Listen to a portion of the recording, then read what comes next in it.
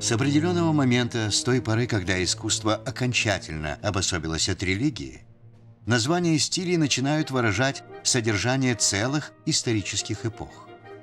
Романтичны не только картины или здания первой половины XIX века, но и само время, полное великих надежд и упований. Внешние формы могут быть строго классическими, ведь начинается-то XIX век именно с классицизма, с русского ампира. Но они все равно наполнены романтической мечтой. Мечтой о грядущих судьбах Российской империи, войска которой только что разгромили Наполеона и победным маршем дошли до Парижа. Композиции больших городов формируются как совокупности парадных ансамблей с центральными зданиями и монументами, символизирующими триумф и величие российской монархии. Основоположниками этой градостроительной системы в Петербурге стали Захаров, Воронихин, Тома де Томон. Высшим, наиболее красноречивым выражением и в то же время блестящим итогом ансамблевых систем города на Неве послужила деятельность Росси и Монферрана. К концу Золотого века, а царствование Николая I означает именно его конец, масштабы архитектурных образов отнюдь не уменьшаются. Напротив, они еще более возрастают. Возводятся Исааки и храм Христа Спасителя, ставшие самыми большими храмами России.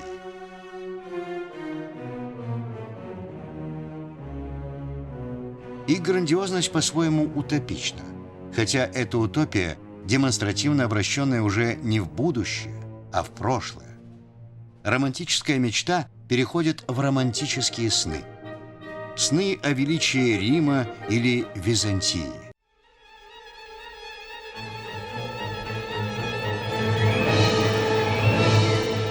Вторая половина века в России все меньше напоминает золотое столетие. Свершилось освобождение крестьян. Нарастает волна революционного террора, жертвой которого падет царь-освободитель Александр II.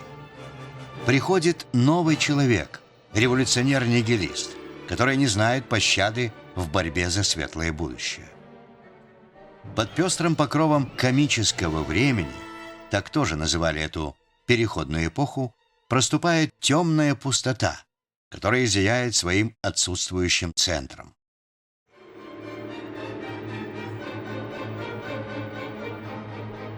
Самые славные, воистину эпохальные произведения излучают уже не светлую гармонию, а острую тревогу. Излучают накал драмы идей.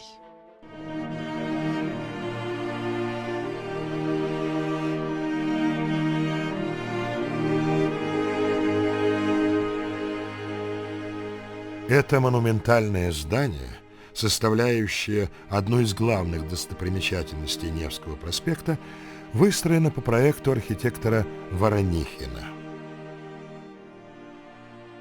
Своим куполом и мощной полукруглой колоннадой оно напоминает собор Святого Петра в Риме, но римские мотивы творчески переработаны зодчим и великолепно вписаны в петербургскую среду. Здесь были размещены трофеи русских войск в Отечественной войне с Наполеоном.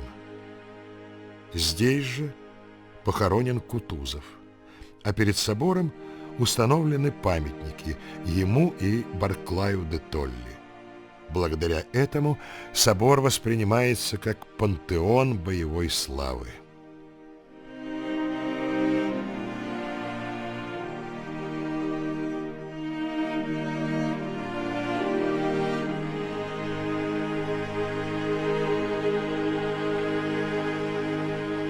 Этот монумент представляет собой скульптурную группу из двух фигур, помещенную на прямоугольном пьедестале. Нижегородский староста Козьма Минин стоит перед князем Дмитрием Пожарским, опирающимся на щит с изображением нерукотворного Спаса. Властный жест вытянутой руки Минина обращен к народу, на площадь. Вместе с тем он смотрит на Пожарского, призывая его возглавить русское войско и спасти Отечество. Князь принимает из рук Минина меч, который символизирует единство героев.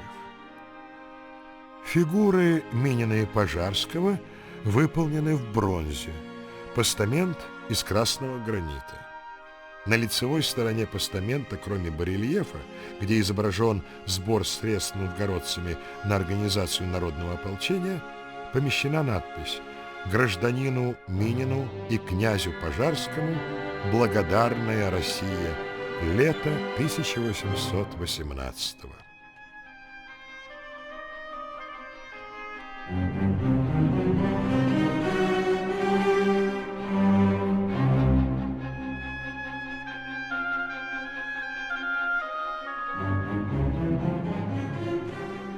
Протяженный главный фасад разделен на три части.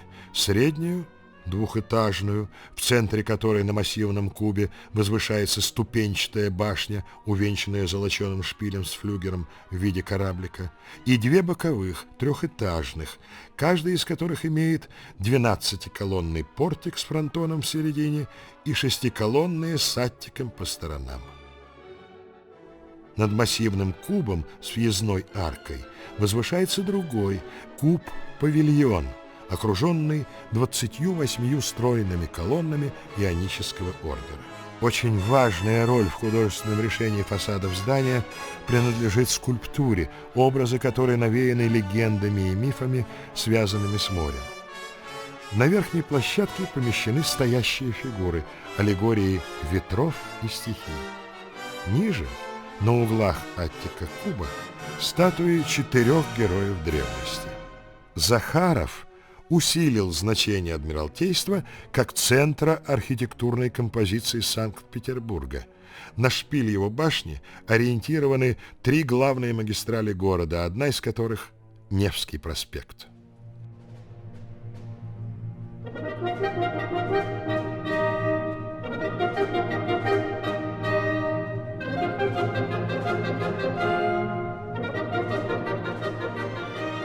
Этот дворец, принадлежащий к числу самых масштабных и эффектных зданий Петербурга, был выстроен для великого князя Михаила Павловича, брата императора Александра I, по проекту архитектора Карла Росси. Здание, решенное в торжественных ампирных формах, составляет целый грандиозный ансамбль с фасадами, выходящими на площадь искусств и Марсово поле. В конце XIX века здесь был устроен музей Александра III, или Русский музей, ставший наряду с Третьяковской галереей одним из 2 богатейших хранилищ отечественного искусства.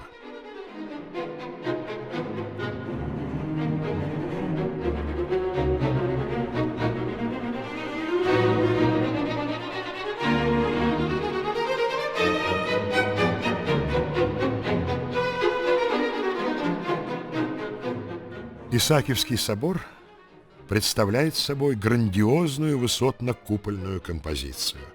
Его колонны исполнены из монолитного красного полированного гранита.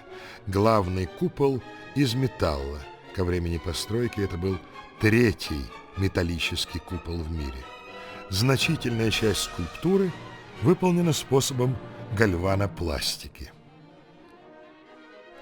Объемная структура прямоугольного в плане собора исходит из идеи пятиглавия, характерного для русской архитектуры, но решена она не в полной мере. 4 угловых купола над небольшими башнями звонниц слишком малы по сравнению с центральным. Благодаря мощным 8-колонным портикам Коринфского ордера с фронтонами, выступающими со всех 4 сторон, он снаружи имеет крестообразный вид. Центральный купол, высокий барабан которого окружен колоннами, покрыт золоченой кровлей. Наружные стены облицованы серым мрамором. В Исаакиевском соборе, как и в других постройках Санкт-Петербурга этого времени, был применен синтез искусств. Интерьер собора был отделан малахитом, порфиром, мрамором, мозаикой.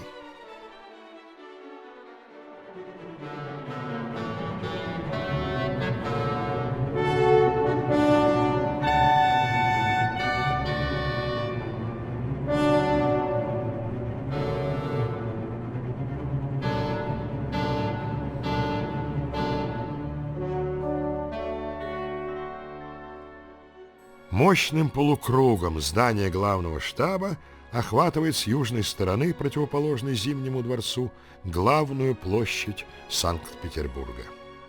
Расположенная в его центре двойная триумфальная арка, увенчанная колесницей Победы с шестеркой коней и украшенная скульптурой и барельефами, является его составной частью. Протяженный трехэтажный фасад главного штаба, выходящий на площадь, лишь в своей центральной части, прилегающей к арке, отмечен приставными трехчетвертными колоннами Коринфского ордера. Величественная монументальная арка воплощает идею триумфального въезда на Дворцовую площадь.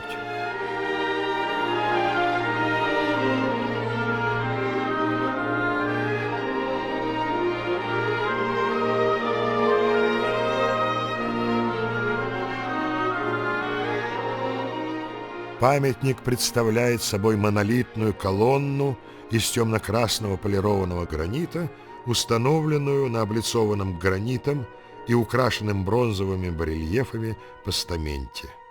Венчает колонну фигура бронзового ангела с крестом, попирающего змею.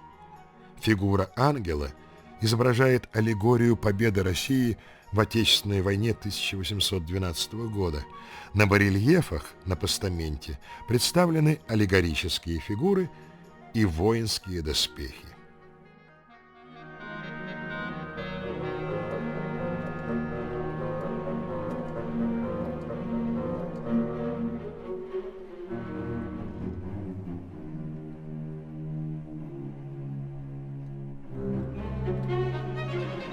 В одной группе юноша, сильной рукой держа поводья, сдерживает коня и спокойно идет около него. В другой он осаждает на всем скаку лошадь, поднявшуюся на дыбы. В третьей группе укротитель огромным усилием воли, припав к земле, удерживает коня.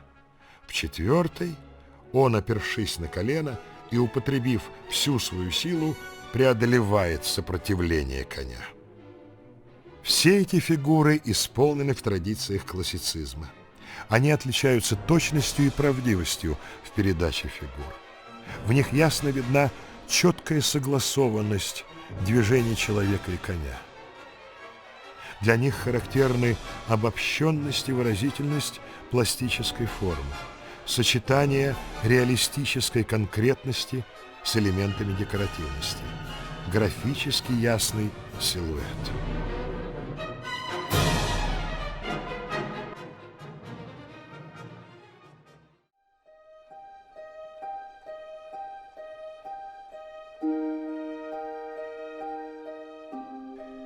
Большой Кремлевский дворец сооружен из кирпича и облицован камнем. Дворец двухэтажный, хотя снаружи кажется трехэтажным. На его втором этаже расположены двусветные парадные залы. С южной и восточной сторон, на высоте второго этажа, он окружен террасой, которая образуется за счет выступающей части первого этажа. В декоративной обработке этого здания совмещаются мотивы, заимствованные из классической и древнерусской архитектуры. Центральная часть главного фасада выделена возвышающимся над крышей аттиком-четвериком, перекрытым фигурной крышей с флагштоком над ней. Главный вход, расположенный на южном фасаде, ведет в вестибюль, откуда можно попасть в бывшие личные апартаменты императора, а поднявшись по широкой лестнице на второй этаж, в парадные залы, оформление которых посвящено важнейшим русским орденам.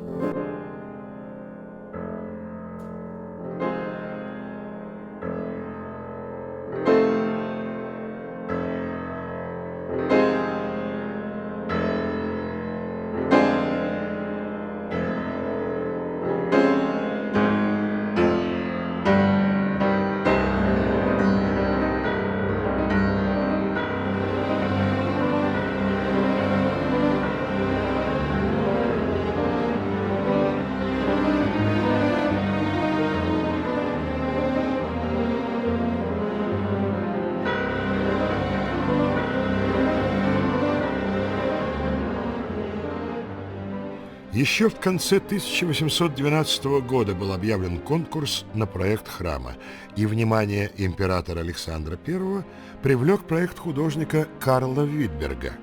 Однако строительство храма оказалось Витбергу не под силу.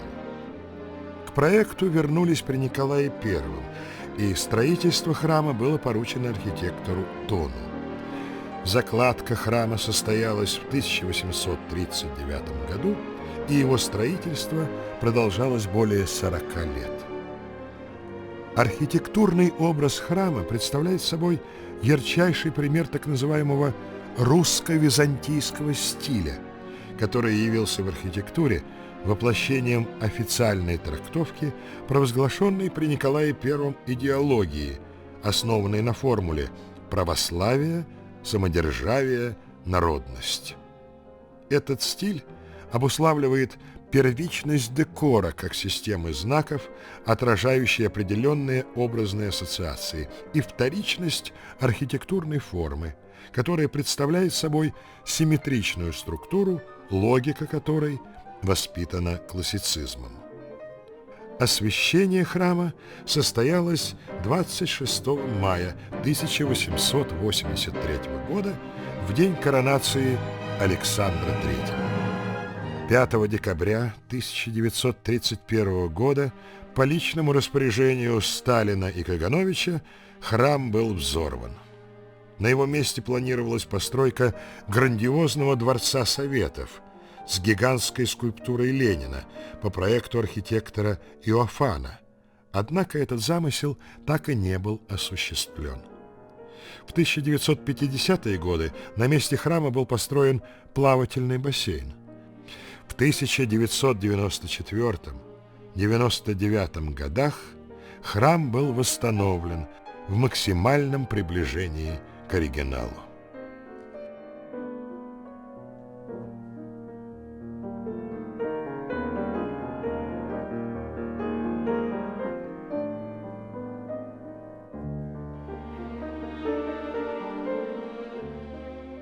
Памятник установлен в центре Новгородского Кремля перед Софийским собором. Он отражает 6 наиболее значимых эпох русской истории. В верхней части монумента представлена скульптура женщины, символизирующая Россию, с ангелом, который ее благословляет и охраняет. Средняя часть – шар, символизирующий державу, у подножия которого расположены 6 скульптурных групп, символизирующих 6 исторических эпох. Основание государства – Рюрик, крещение Руси – Святой Владимир, крестьянин, разбивающий языческого идола, и женщина, протягивающая ребенка для крещения. Победа в Куликовской битве – Дмитрий Донской, попирающий поверженного татарского воина. Объединение русских княжеств в единое государство вокруг Москвы, Иван III в шапке Мономаха с державой и скипетром, у ног которого аллегорические изображения освоения Сибири и покоренных государств – Золотой Орды, Литвы и Ливонского ордена. Начало династии Романовых, Козьма Минин, протягивающий Михаилу Федоровичу Романову регалии царской власти, и Дмитрий Пожарский. Реформы Петра Великого. Скульптура Петра I, центрального персонажа памятника на фоне крыльев гения славы, указывающего новый путь России. Нижняя часть памятника – горельефный фриз, на котором 6 исторических эпох персонифицированы в скульптурных образах 127 государственных, церковных и общественных деятелей, список которых отбирал сам император.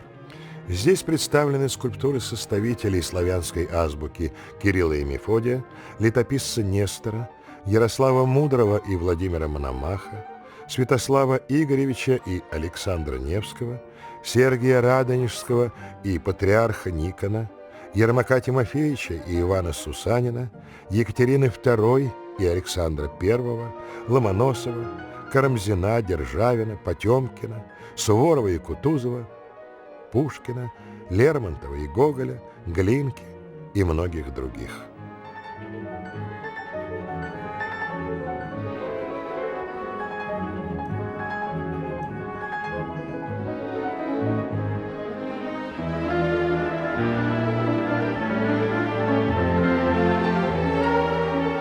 Это громадное трехэтажное здание, построенное из красного кирпича.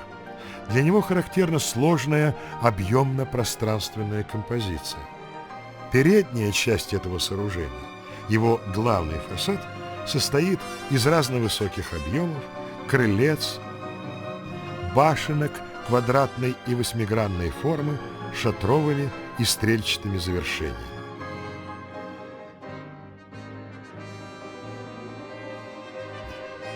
Вместе с тем этот фасад решен симметрично. Симметрично по отношению к центральной оси расположены все элементы, играющие сколько-нибудь активную роль в его художественной композиции. Мотивы древнерусского узорочья в обработке фасадов и всего объема здания, формы перекрытий, наличников окон, проемов дверей, фризов, лопаток заимствованы из сооружений XVII века.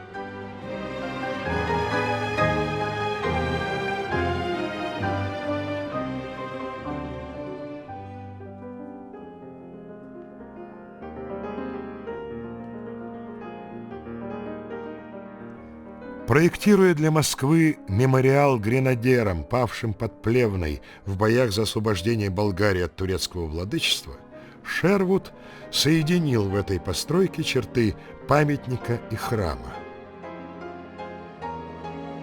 Часовня в русском или национально-романтическом стиле украшена батальными горельефами. Тем самым образы военной истории обрели религиозно-мистический смысл.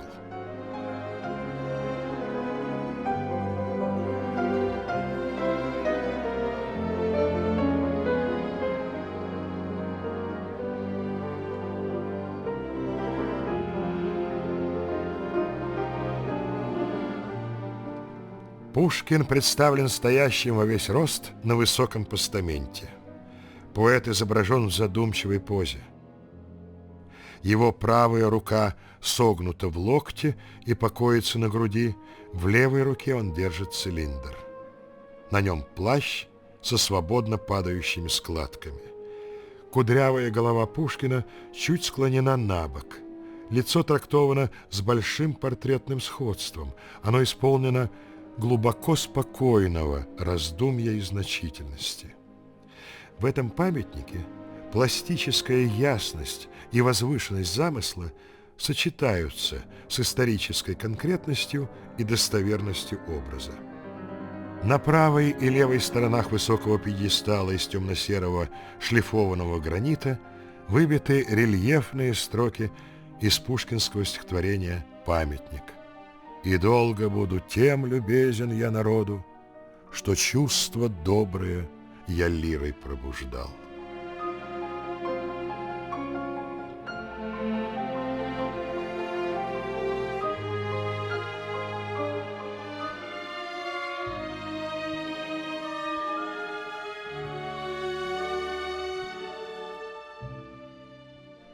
Храм возведен на том месте, где Александр II был смертельно ранен бомбой, брошенной революционером-террористом. Его точное название – «Храм Воскресения Христова». В народе же он получил имя Спаса на Крови. Сам император Александр III выразил пожелание, чтобы он был построен в стиле московских царей XVII века.